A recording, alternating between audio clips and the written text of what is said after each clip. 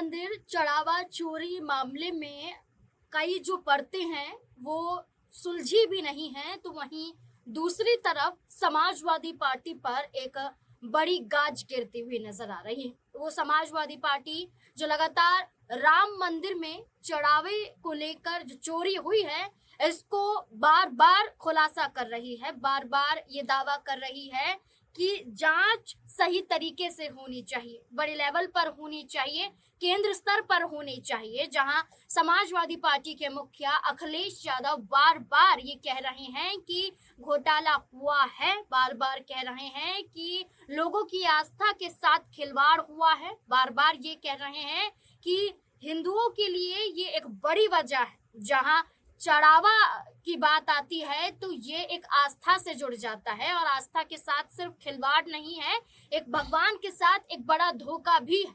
अब ऐसे में अखिलेश यादव बार बार ये कह रहे हैं, तो वहीं दूसरी तरफ उनकी ही पार्टी के पूर्व विधायक के घर पर ईडी का छापा होता है, और इस छापेमारी के बाद खुलकर अखिलेश यादव सामने आते हैं और ये कहते हैं कि यहाँ दो रवैया अपनाया जा रहा है। एक तरफ जहां सब कुछ सामने है वहां ढिलाई बरती जा रही है, तो दूसरी तरफ उनकी ही पार्टी के लोगों पर शिकंजा कसा जा रहा है।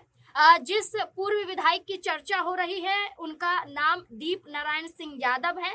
वे झांसी के गरोठा से पूर्व विधायक हैं, और छापेमारी ईडी की हुई है, और छापेमारी जो हुई है झांसी, कानपुर, लखनऊ में हुई है, और छापेमारी में तमाम चीजों को यहाँ पर ईडी अधिकारियों द्वारा बरामद किया गया है। और इसके बाद अब देखना होगा कि क्या कुछ नया मोड़ आता है, और इसी से जुड़े हुए तमाम सवाल है, क्योंकि अखिलेश यादव खुलकर कह रहे हैं कि जहां छापा मारना चाहिए वहां पर नहीं छापा मारा जा रहा है, कार्यवाही नहीं हो रही है, लेकिन जहां नहीं होना चाहिए वहां पूरी तौर पर जो है निगरानी रखी जा रही है, जानबूझकर फंसाने की कोशिश की जा रही है, झूठे आरोप लगाए जा रहे हैं, और ये पूरा मामला आय से अधिक संपत्ति का था।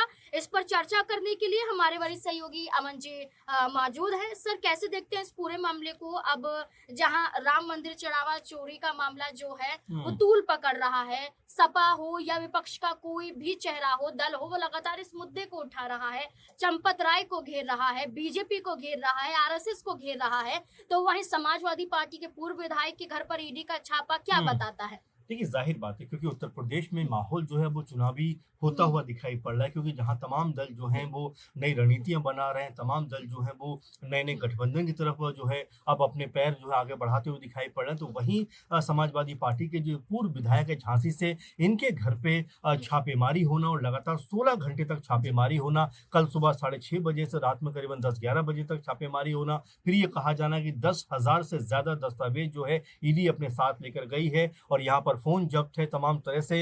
ये कहा जा रहा है कि कोई बहुत बड़ा यहाँ पर मामला है, हालाँकि खुलकर अभी नहीं बताया गया है कि वो मामला क्या है, क्या कोई बड़ा हेर-फेर उसमें किया गया है, आय से अगर अगर अधिक संपत्ति है, या कोई भी गबन घोटाले की संपत्ति है, या किसी भी तरह से अगर जो चीज़ें हैं वो क्या है, इसके बारे में ईडी की तरफ से अभी कुछ बताया नहीं गया है। वहीं अखिलेश यादव ने इस पूरे मामले के ऊपर मोर्चा संभालते हुए कहा है कि ईडी को जहाँ पर छापा मारना चाहिए वहाँ पर छापा नहीं मार रहे, लेकिन वहाँ छापा मार रहे हैं जहाँ पर उनको जो है कहीं कुछ मिलता हुआ नजर नहीं आता, सिर्फ परेशान करने के लिए सब कार्रवाई की जा रही है। यानी कि जो समाजवादी पार्टी के ये विधायक हैं, पूर्व विधायक हैं, हालांकि इनको लेकर जिस तरह का माहौल उत्तर प्रदेश में बनता हुआ दिखाई पड़ता है, वो सियासी तौर पे भी कहीं ना कहीं एक गंभीर रूप लेता हुआ नजर आता है, क्योंकि आप देखेंगे कि सपा के पूर्व विधायक ने कहा है कि ये सारा का सारा जो मामला है सियासी मामला है, उनको परेशान करने के लिए किया जा रहा है। हम तो हर तरह से ईडी के साथ में खड़े हुए हैं, जो भी जांच वो करवाना चाहते हैं करवा लें, जो दस्तावेज उन्होंने मांगे हमने उनको दिए,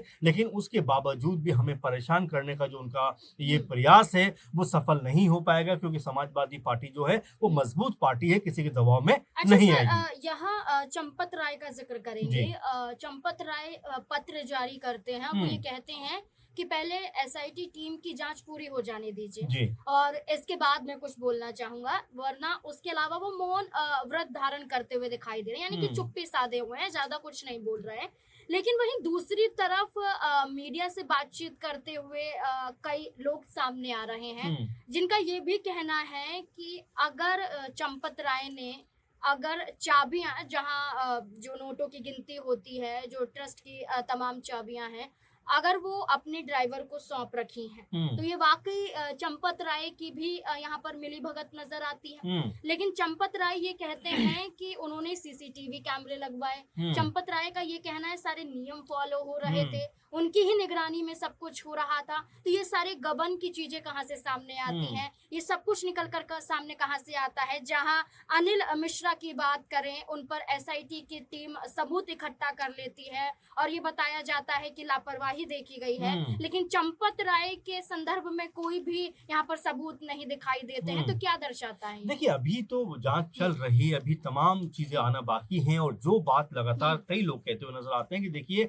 अभी तो छोटे-छोटे पदों पर काम करने हुँ, वाले लोगों को पकड़ा गया है। जी, चंपत राय को लेकर लगातार इस बात को लेकर भी चर्चा जो आपने भी कहा कि हुँ, आखिर जब वो इतने बड़े मामले को लेकर कहीं न हुँ, कहीं उसमें कह सकते हैं कि इतने बड़े पद पर बैठे हुए थे, जी, महासचिव थे ट्रस्ट के, हुँ, तो सब कुछ उनकी निगरानी में जब हुँ, हो रहा था, तो हुँ, आखिर अपने ड्राइवर टिन्नू यादव को इतनी ज़्यादा ज़िम्मेदारी देने की ज़रूरत क्या क्या थी? थी? यहाँ तक कहा जाता है कि टिन्नू यादव जो है, इनका एक्सेस जो है हर जगह पर था, हर जगह हुँ, पहुँच सकते थे, कोई इनको रोक-टोक नहीं सकता था और यही वजह है कि चंपत राय के ऊपर सवाल उठते हैं कि भई हुँ, आपके ड्राइवर थे तो इसका मतलब ये नहीं है कि हर चीज़ जो हुँ, है उनको आप सौंप देंगे, उनको आप दे देंगे और हुँ, यही बात अब निकल कर सामने आ रही है कि जो 15-15, 16-16 हज़ार रुपए महीना के मेहनताने पर काम कर रहे थे, हुँ, उनकी बड़ी-बड़ी कोठियाँ बनती हुई बन गई। दिखाई पड़ रही थी, उनके पास से लाखों रुपए बरामद तक हुआ है और अभी भी जाँच चल रही है। तो ऐसे में हुँ, सिर्फ ये बात कह देना कि चंपत राय को लेकर जो माहौल बनाया जा रहा है, वो हुँ, माहौल कतई सही नहीं है। अभी सही और गलत का फैसला तो रिपोर्ट आने के बाद बात की।